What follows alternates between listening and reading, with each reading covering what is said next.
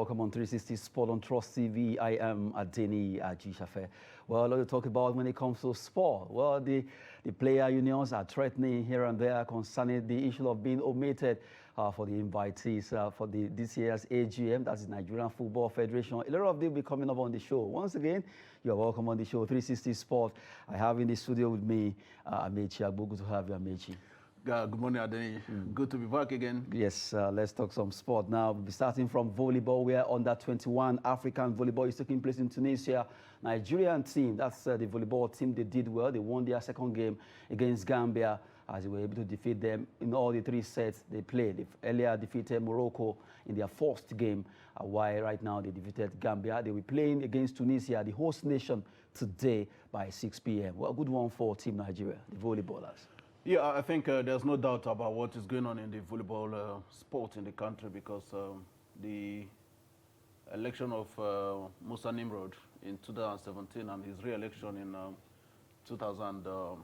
last year is a confirmation of the sustained progress we've had in football. So I'm not surprised that the guys are churning out results. Beating Morocco 3-0 and then Gambia 3-0. But then we are playing the host nation today, Tunisia. It's going to be a cracker because they're going to have the fans behind their opponent. But then I think they stand a chance of qualifying for the semi-final, regardless of the outcome of the match today. Regardless of the outcome today, the volleyball team of Nigeria, the under-21, playing at the African Volleyball Championship taking place in Tunisia. They'll be facing the host nation, and I can't wait to hear that they've won their game also. They actually won 2 out of 2. Congrats to them against Morocco, against Gambia. Good one. At least we have the good news that boys are really doing well when it comes to volleyball. From volleyball, let's go to Costa Rica, where the big ones are really, the mighties are falling right now. Germany crash out as Colombia and Brazil progress. Look at the competition taking place in Costa Rica. FIFA Under-20 Women's World Cup is taking place there. And the likes Germany as a country and the likes of Colombia, Brazil, they've all at least tried their best. But right now, Germany, they crashed out.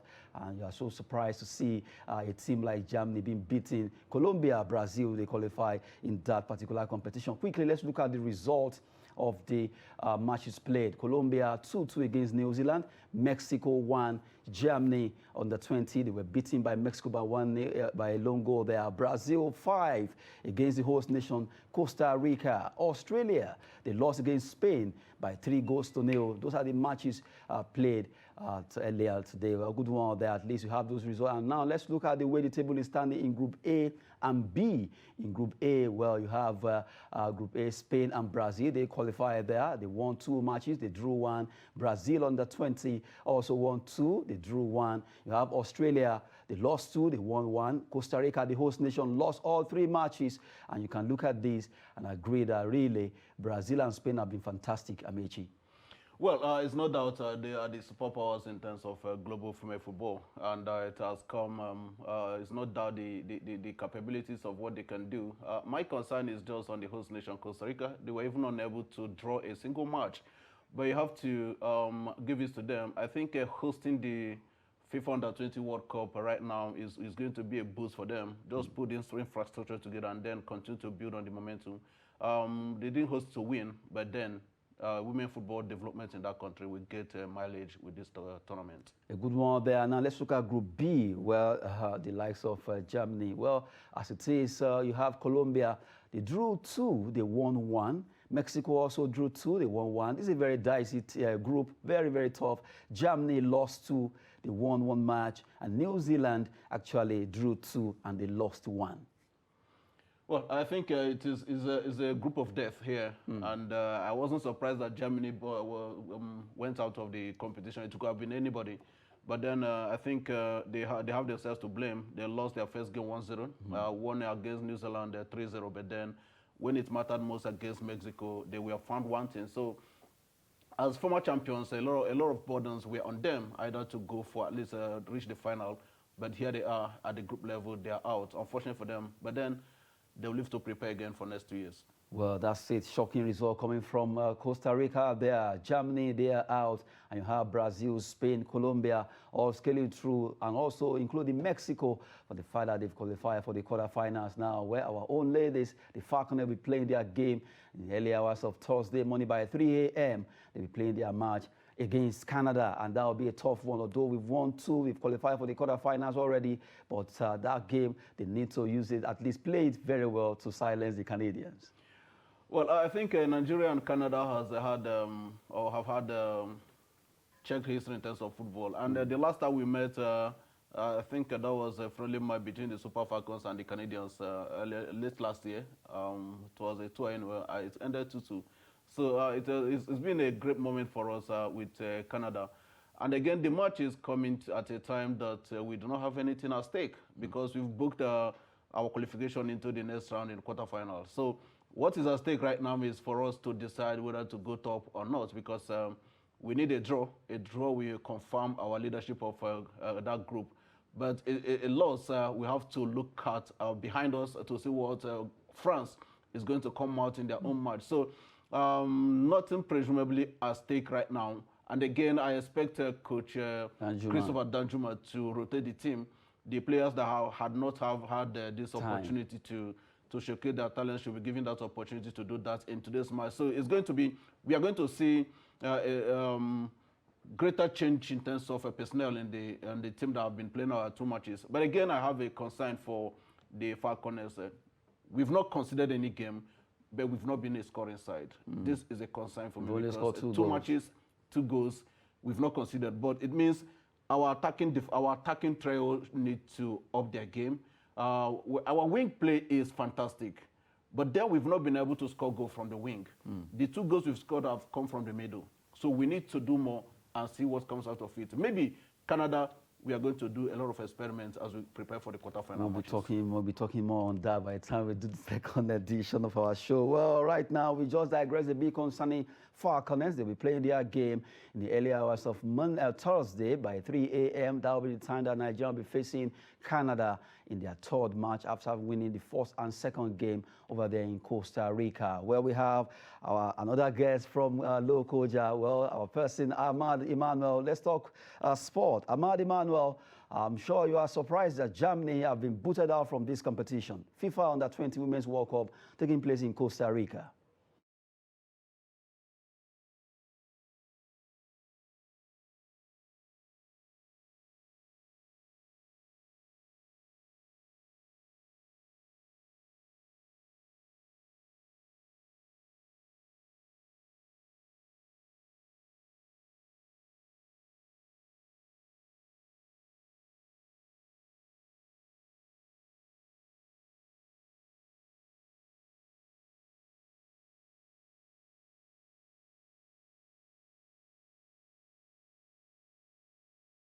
You'll be punished. So that's exactly what we've seen in the Germans. So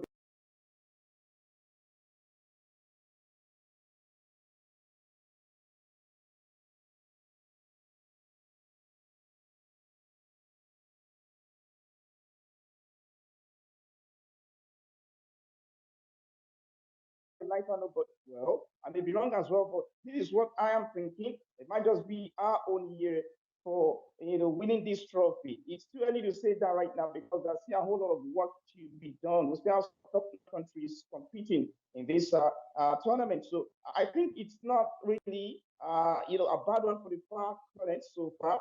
And I think this time around, we should also learn from the defeat, or should I say, the sending off of the Germans, and also, do our own homework very well. I've heard one of the saying, but well, yes, we've not been a high scoring side. Of course, we've not conceded as well. Well, I think that's will be up to the coach, talking about Christopher Dynamo, to do his own homework and ensure that, yes, we can actually build on what we've recorded so far. We already have our ticket in the quarterfinals, and of course, the last game is just going to be for a fluke. But then, talking about the Germans crashing out, we should learn a lesson from there and ensure that we do not underrate any opponent. Take every game like it's a final, and of course, let's see how we're going to progress from there.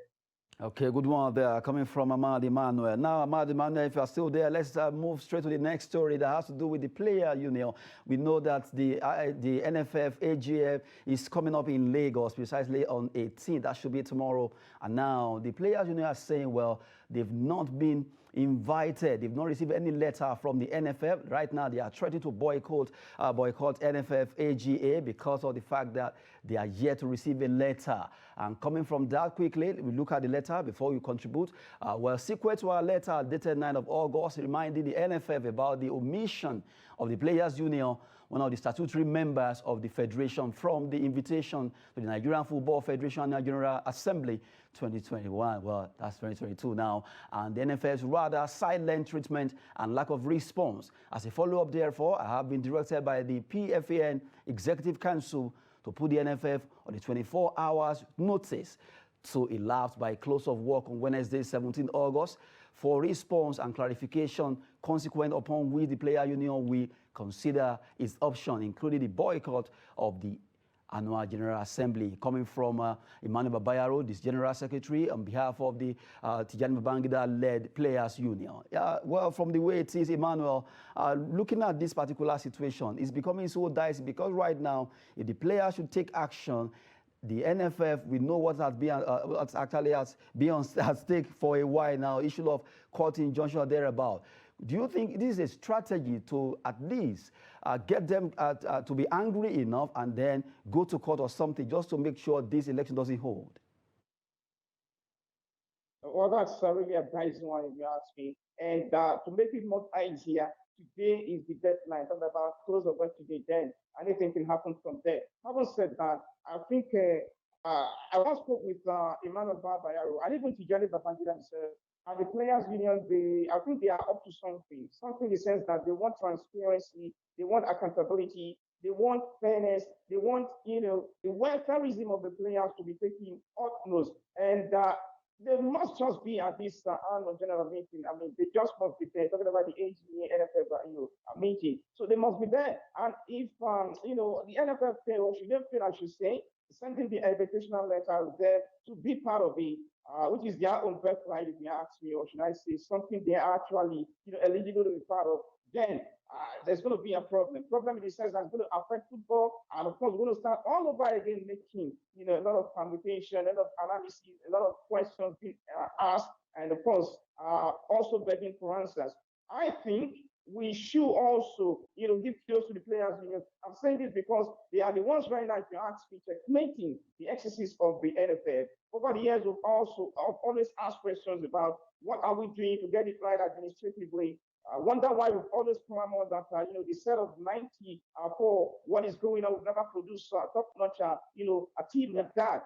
Interestingly, bunch of the players, or should I say those stars then, are actually making the players' unions led by Tijani Babangida himself, and of course, Emmanuel Babayaro. Having said that, I think we have to get it right administratively. We are the Brazil of Africa, and I think with the talents we've got in this country, administratively, if you have it good, then surely we're going to go places in football. You wonder why our league is not being televised as expected, why we do not have top-notch pitches for our domestic league to try.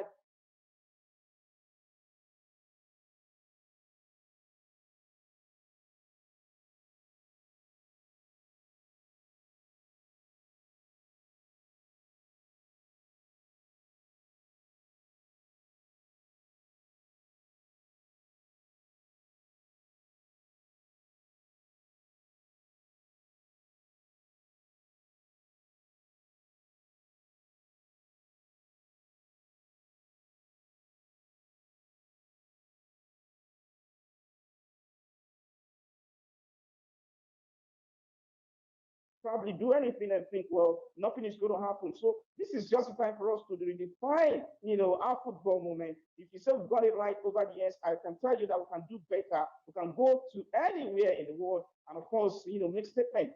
As you can actually, watch me right now, I will also pose it to you that at a point in time, you want to kick a football, on the street or anywhere in the corner of your own, neighborhood. So every Nigerian, I think, is a footballer. If that is true, then we don't have any reason not thriving, in one football. So administratively, we must get it right. Ahmad Emmanuel, while we're still with you, let's have Amechi Agbo. Let's hear his own opinion concerning this particular issue. Players Union are threatening to boycott the election. Amechi, Ahmad Emmanuel has been talking, and right now, this election must hold, and this annual General Assembly precede the election.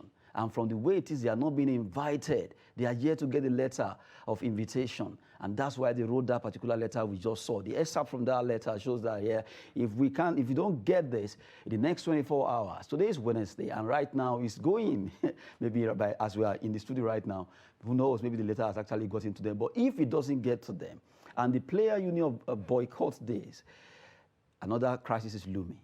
Could this be intentional, like I asked Ahmad Emmanuel? Can a farmer go to his farm to work without a hoe or cutlass? Can there be Nigerian football without the footballers? Are we just jokers in this country? How can we be talking about AGA and AGA of Nigeria Football Federation? And you're and not the invited. key actors, the people that own the football, the people that own the sports are not part of the system. You're having a meeting and you are not inviting footballers. Of course, they're not saying all of them. There should be a representative, either one or two of them. You are not inviting them, but you are not giving them the honor. And when you talk about footballers, we are talking about these ex-footballers. We are talking about the present football players in the country and even abroad that make up this team. And then you are planning an annual general assembly, and you are not informing them. And also, it is also very ridiculous because I'm not surprised over the antics of the Nigeria Football Federation, because I think it was early this year that they formed a parallel football organization bodies union. That I think the president is this current Anambra State chairman, Ilonsi. And they formed their own body, different from the already established Tijani Babangida-led players union. So what are we talking about? So they have every right to protest, and I feel they have done the needful by writing to NFF, give us clarification, do the needful within this period of time, or we are going to boycott it. And it's not just about boycott. If NFF did not do the needful, I see these people going to court. If they go to court, then the proposed September Congress may be a nullity. And if this happens, we are in for another situation. Good morning there. We've been talking concerning this, and Amechi Agbo and Ahmad Emmanuel have been talking also concerning it. But I still look at, I think I'm looking at the strategy coming from NFF here. I don't know, because you look at, if the player now that are saying they are not being invited and not given the chance to participate in this election, they will go to court. They'll be provoked to go to court. Yes. And going to court will also spell doom, because it means the election will also be adjourned, or even it won't hold. And from there, what they've been looking for, or maybe what he has been looking for, will be done. That is elongation. Well, there are obvious plans. When you talk about politics, every source of things are being churned out into the fray. And just 2 days ago, I think the NFF president, Ahmadu Pinnick, said he's not going for a third term. But I told people around that this is a gimmick. I do not believe him. Because I have it in authority that he spoke to one of the candidates that I should step aside for him. That was before he was on air. And even on that 2 days that he was on television to say that, a day before that day, he made it clear that there are pressure on him from Africa, from the world football. Nigeria. Not even Africa. No, it has gone beyond Nigeria. For him to asking him to contest. And he came on television to say he's not contesting. But we wait and see what happens. But if he is not contesting, why are we not having a favorable ground, a level playing ground for the actors to go in and contest? The federal government even went in and directed the NFF to expand the voting block of the federation from mere 44 members to 144 or even more, as is obtainable in other climes. But here, we are playing politics. If Ahmadu Pinnick is playing, let him come to equity with clean hand. Let us see that he is playing.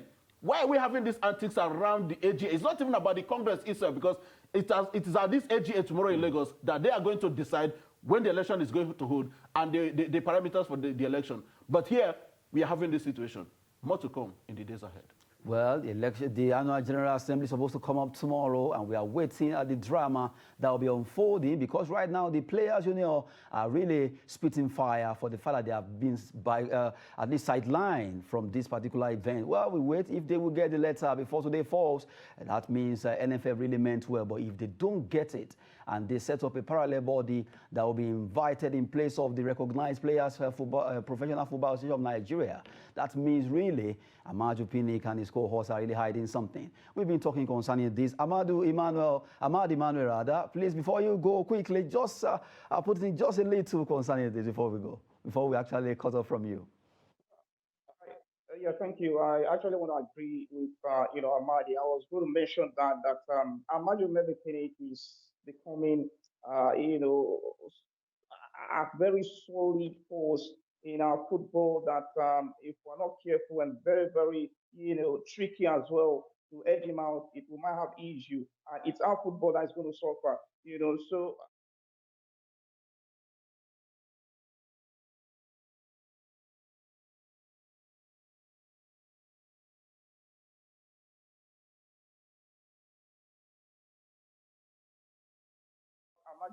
is clean or not, whether it's going to allow, 11 playground, whether it's going to allow, people to come in and express their interest freely and also have a free, fair, and credible, election that will bring us somebody that might have the interest of football at that. As far as Nigeria is concerned, we can only hope and wait for the best for Nigeria.